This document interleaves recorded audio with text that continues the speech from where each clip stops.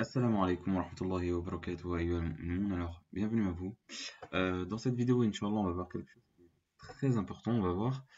Euh, on va voir comment est-ce que se partage, enfin, comment est-ce que sont peut-être distingués les musulmans au monde actuellement, avec différentes voix. Vous savez que les musulmans ne sont pas, enfin, il y a le groupe des musulmans, mais il y a des différences entre eux. Et donc, c'est ce que je vais évoquer. Donc, la première différence, c'est celle-ci, un tas de groupes et des salafis. Alors, je vais être assez clair. Donc, ici, je parle, bon, j'ai fait exprès de ne pas écrire Ash'arite et Jahmite, mais ce que certains appellent comme ça, des Ash'arites et des Jahmites. À eux, et à l'opposition, ou en différence, on a des salafis. Des salafis, bien évidemment, les salafis, on prend les quatre écoles principales, etc., ou les quatre grandes écoles, etc., ce sont ceux qui suivent ceux qui disent suivre le prophète Mohammed sallallahu alayhi wa sallam sans, en, en étant contre les innovations religieuses. En étant contre les innovations religieuses et donc en se référant bien au Coran et à la sunna du messager sallallahu alayhi wa sallam, en prenant aussi, notamment dans des questions de divergence, comme ici on va voir, le propos de compagnons et Inch'Allah, qui connaissaient le Coran, qui connaissaient la Sunna, qui connaissaient l'arabe et qui ont laissé un héritage, enfin l'héritage qu'ils ont pris du prophète Mohammed sallallahu alayhi wa sallam, ils l'ont transmis. Et donc, on s'éloigne des innovations religieuses, notamment comme ce que faisaient les Jahmiyyah, ou certains qui sont appelés Jahmiyyah par certains, on va les appeler Jah ici, c'est comme un certain groupe. Voilà, donc ils s'attachent vraiment au livre d'Allah et à la sunna du messager sallallahu alayhi wa sallam. Et on va voir que même parmi eux, il y a deux principales voies. Une qui va soutenir certaines choses, d'accord, et qui va être très dure par rapport à l'autre, et moi ici, je vois que c'est ce groupe-là qui est considéré comme al-Ta'ifa al-Mansoura, ceux qui sont appelés al-Ta'ifa al-Mansoura. On va voir ça un peu plus tard. Alors, premièrement, on va voir une première différence. Une première différence, il y a un tas de groupes qui sont nés après l'arrivée du prophète Mohammed sallallahu alayhi wa sallam, au point où les compagnons ont dû combattre des gens qui se prétendaient musulmans pour différentes causes, et il est apparu aussi un groupe appelé Jahmiya. Jahmiya, enfin, que certains appellent Jahmiya. Et ben, les Jahmiya, qu'est-ce qu'ils faisaient en, en prenant le fait que Allah subhanahu wa ta'ala a dit ليس كمثله شيء وهو السميع البصير. Personne n'est comme Allah subhanahu wa ta'ala et c'est lui l'audient et le voyant. Subhanahu wa ta'ala, tout, Samir qui entend tout, Al-Basir qui voit tout, subhanahu wa ta'ala. Naam. En prenant cela, eh ben, ils vont être excessifs sur les qualités d'Allah subhanahu wa ta'ala. Parfois certains peuvent, euh, peuvent non seulement dire que des qualités d'Allah subhanahu wa ta'ala ne sont pas, mais en plus accuser, que, accuser ceux qui disent qu'Allah subhanahu wa ta'ala a ces qualités-là, ou a ces caractéristiques-là, alors il est mécréant. Subhanahu wa ta'ala, en s'appuyant par des ruses diverses, notamment par des propos qu'ils attribuent faussement à des grands imams tels qu'Al-Shafi'i, avec des isnad, c'est-à-dire des chaînes de transmission qui ne sont pas bonnes, qui ne peuvent pas être prises. J'ai des exemples concrets qu'on pourra évoquer, sur l'après-midi. Donc voilà, donc c'est un gros problème, c'est un gros problème. Et ça, on peut mettre cette différence-là dans une différence plus grande qui est celle qui est entre al-munafiqin et les croyants. Al-munafiqin et les croyants. Les munafiqin qui sont désignés comme al-adow, hum al-adow fahdharhum, les ennemis des croyants. Les ennemis des croyants, ils prennent l'apparence des croyants, mais ils essayent, ils font tout pour saboter le message des croyants et la vie des croyants pour saboter voilà, le message des croyants. Il faut être conscient de cette présence-là de munafiqin, subhanallah, subhanallah. Donc ici, par exemple, ils peuvent nier le fait qu'Allah subhanahu wa ta'ala a des mains, qu'Allah subhanahu wa ta'ala a des mains, et ils pourront dire, par exemple, ou ils disent, par exemple, que ceci est une croyance de juifs, subhanallah, subhanallah. Alors qu'Allah subhanahu wa ta'ala dit dans le Coran al-Karim, أعوذ بالله من الشيطان الرجيم بسم الله الرحمن الرحيم بل يداه مبسوطتان ينفق كيف يشاء. Mais ses deux mains sont grandes ouvertes, il dépense comme il veut. بيده الخير. Dans sa main ou dans ses mains, il y a le bien. Et on a aussi le hadith du prophète ou les hadiths du prophète sallallahu alayhi wa sallam.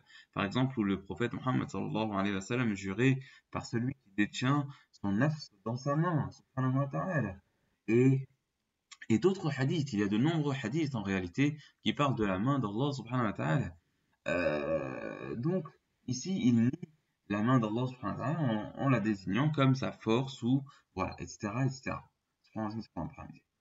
Il y a aussi, par exemple, voilà, donc la main d'Allah subhanahu wa ta'ala. Allah subhanahu wa ta'ala a deux mains droites, subhanahu wa ta'ala, deux mains, tabarak wa ta'ala, subhanallah azim, subhanahu wa ta'ala. Dans sa main, il y a le bien. Donc on demande le bien de la main d'Allah subhanahu wa ta'ala. Et la royauté est entre ses mains. Et les cœurs des enfants de Adam, ils sont entre deux doigts, des doigts d'Ar-Rahman, subhanahu wa ta'ala.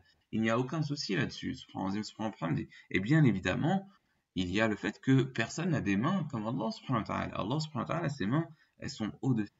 Elles sont, ce sont les mains d'Allah subhanahu wa ta'ala. Les cieux, matwiyatun biyamini, il serre les cieux et la terre dans sa main, subhanahu wa ta'ala, le jour de la résurrection.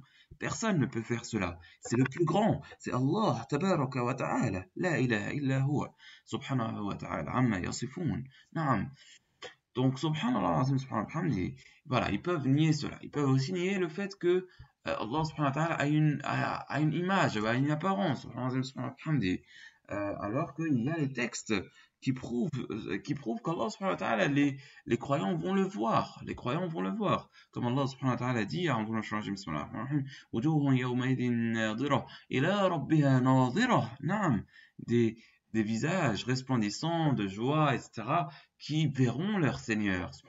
إلى ربهم ناظرة. إلى وجوه يومئذ ناظرة إلى ربها ناظرة.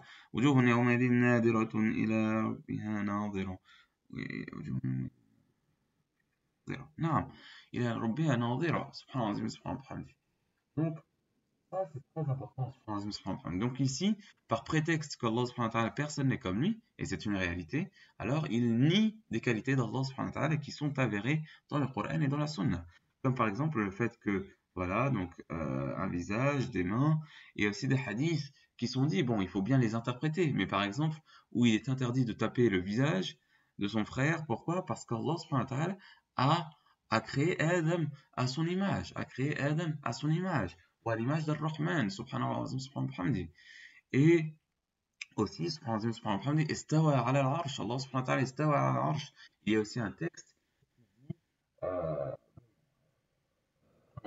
bon, etc., où Allah subhanahu wa ta'ala s'assoit sur son trône. Mais, subhanahu wa ta'ala, mais personne n'est comme lui, avec toute la majesté qu'il a, subhanahu wa ta'ala.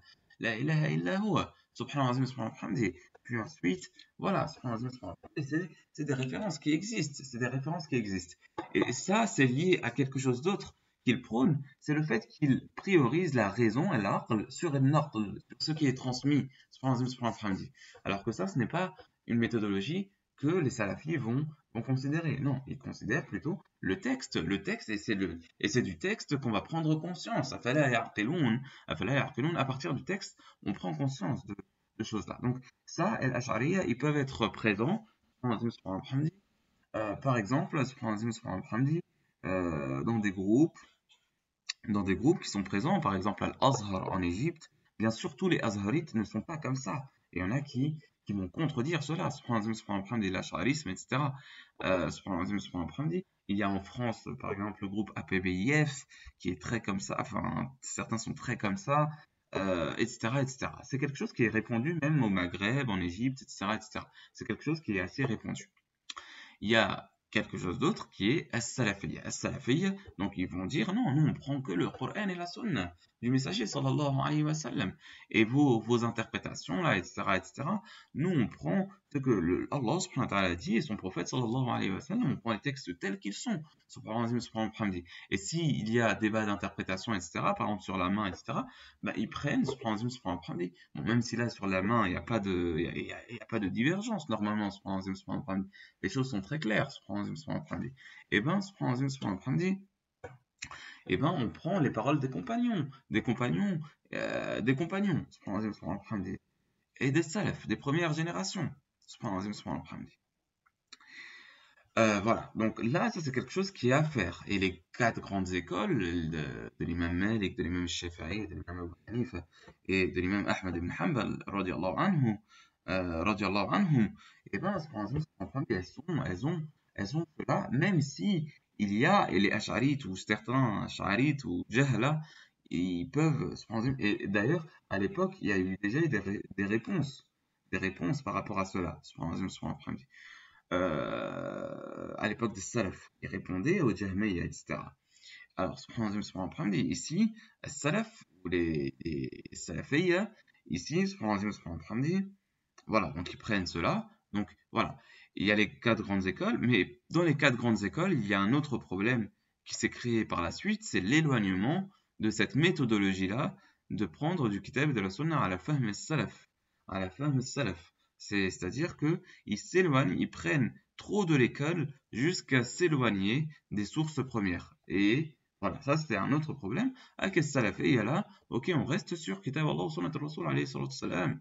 على نهج السلف سبحان الله sur la voie des salafs c'est quelque chose qui est important et donc on va pas nier le grand travail des gens de science etc. Au contraire c'est dans le suivi voilà. Avec l'existence de groupes etc. c'est quelque chose qui est clair ici d'accord et c'est d'ailleurs le message Allah wa Rasul alayhi salatu salam. Mais néanmoins, actuellement, il y a deux groupes qui se sont formés, deux groupes qui sont au final assez distincts. Parmi ceux qui se disent salafis, il y a un groupe qui va être pro-gouvernement, même injuste. Prenez par exemple le fait que il faut obéir même dans l'injustice en prenant des textes, on va en parler ici et ne pas blâmer par exemple publiquement le gouvernant musulman, etc., etc. Et au final, ils peuvent insulter très durement un autre groupe qui est plus dans l'obéissance à Allah subhanahu wa ta'ala et à son messager sallallahu alayhi wa sallam, sans soutenir l'injustice des gouvernants, ne prenant pas nécessairement la sortie sur les gouvernants, mais ils ne prônent pas le soutien à l'injustice et au mensonge des gouvernants. Et ils sont voilà, ils sont avec Allah et son messager sallallahu alayhi wa sallam et voilà, ils sont pas comme qui sont à fond avec les rois etc. Et ça on va argumenter cela si vous voulez bien inchallah vous pouvez écouter donc c'est quelque chose qui est très intéressant ici ils ont deux arguments ils prennent le verset connu ati'u Allah wa Rasul wa ulil amri minkum ou ati'u Allah wa ati'u Rasul wa ulil amri minkum obéissez à Allah et à son messager et à ceux qui ont la gouvernance parmi vous, ou à ceux qui ont l'ordre parmi vous. Mais qu'est-ce qui vient à la suite de ce verset فَإِن تَنَازَعْتُمْ فِي شَيْءٍ فَرُدُّوهُ إِلَى اللَّهِ وَالرَّسُولِ إِن كُنتُمْ تُؤْمِنُونَ بِاللَّهِ وَالْيَوْمِ الْآخِرِ Ou, voilà, c'est-à-dire que ici, il faut obéir à Allah et à son messager et à ceux qui ont l'ordre parmi eux. D'abord, l'ordre parmi eux, donc là on va continuer, on va aller dans l'autre page, ou pas encore. L'ordre ici, ou allons-y. L'ordre ici, l'ordre ici, il s'agit de quoi? Il s'agit de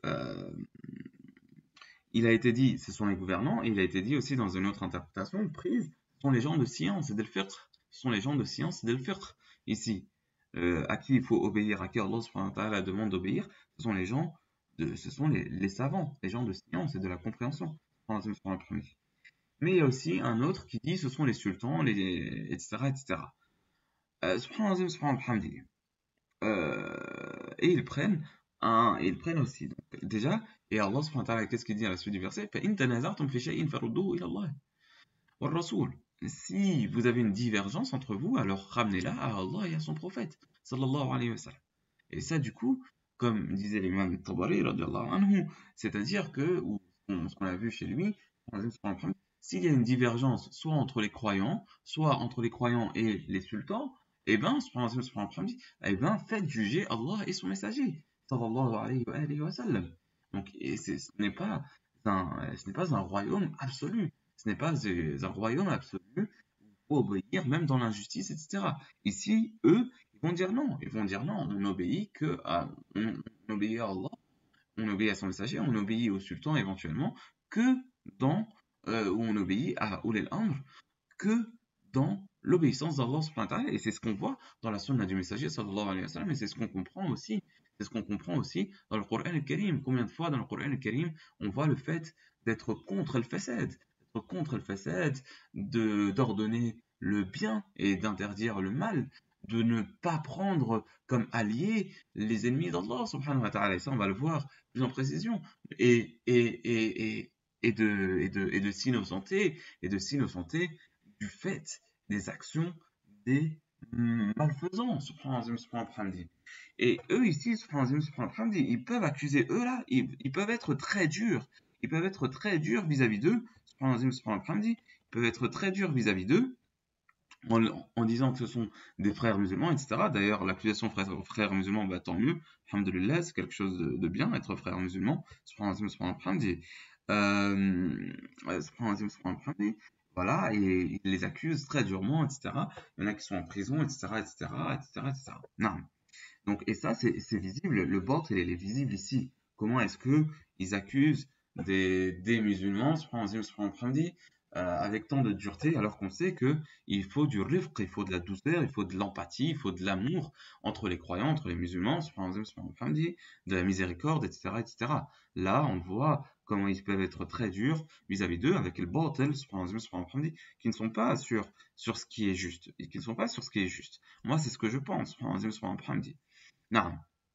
Et aussi, ils prennent aussi un hadith, إن ضرب إن ضرب إن ضرب جلد ظهرك, ou proche de cela, mais ça, même quand tu prends le hadith, par exemple, bon, bref, j'ai fait une vidéo là-dessus déjà, vous pouvez la regarder, mais en tout cas, voilà, donc il y a ce groupe-là, qui eux vont rester des musulmans, Inch'Allah, soumis à Allah subhanahu wa ta'ala, qui ne sont pas dans l'injustice, Inch'Allah subhanahu wa ta'ala, qui sont attachés au kitab d'Allah subhanahu wa ta'ala, à la justice, au livre d'Allah subhanahu wa ta'ala et à la sunna du messager sallallahu alayhi wa sallam, et qui ne soutiennent pas l'injustice, les mensonges des gouvernants subhanahu wa ta'ala. Et eux, moi je pense que c'est al-fi al-mansour, et on va voir ce que c'est tout de suite. Inch'Allah, subhanallah, subhanahu wa ta'ala. Alors, ici il y a un hadith, et il y a d'autres versions, mais celui-là il est pris de Sahih Muslim, et il est considéré bon, subhanallah, subhanallah. Là, il manque un lam ici, لا تزال طائفة من أمتي ظاهرين على الحق.